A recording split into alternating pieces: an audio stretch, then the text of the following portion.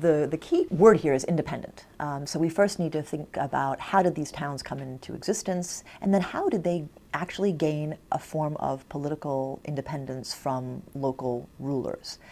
Medieval towns grow up in really different ways than Roman towns, and you can see this, in fact, if you go to Europe or if you look at a map of any European town, and you can tell if this town is square in shape and is laid out in a grid system, it's either a Roman town founded by the Romans, or it's a very, very modern town built after World War II, and there are very few such towns in Europe.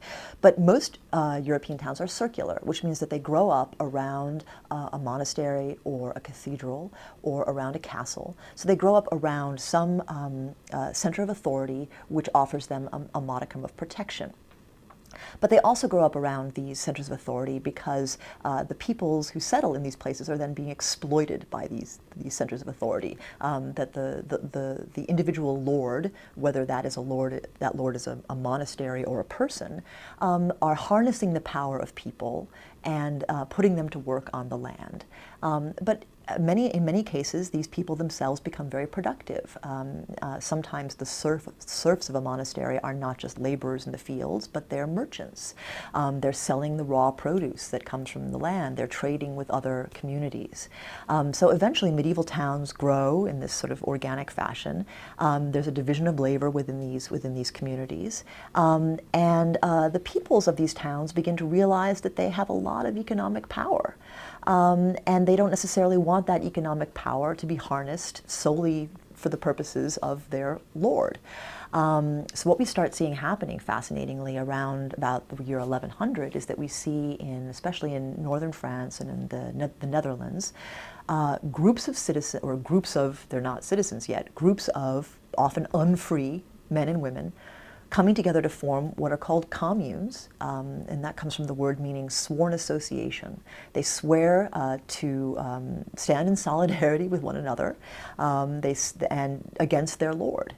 And they essentially cut a deal with the lord. They say, if you will give us our freedom, we will continue to work for you and make money for you and produce goods for you, but we want to have our own laws, and we want to have a certain measure of self-governance. And in places where the local lord doesn't want to grant this, there are consequences. There's a great story of the bishop of a French city called Lyon, who doesn't want to free his townspeople, and so they murder him. You know, that's just the easiest way to get their point across. And that sends a very powerful message to any other lord that if you're not going to allow your people this freedom, things could happen to you. But for many kings and princes and lords, what they see is the benefits of this. It's really the beginnings of capitalism, as they understand that if you give these people a certain measure of freedom, you let them do what they do, you let them make money and produce stuff, you can tax them, and you can attract wealth that way. I mean, in other words, by creating the free conditions in which money can be made, more people will come and live in your territory. More people will want to come and live in your towns. So it becomes a very, very attractive thing.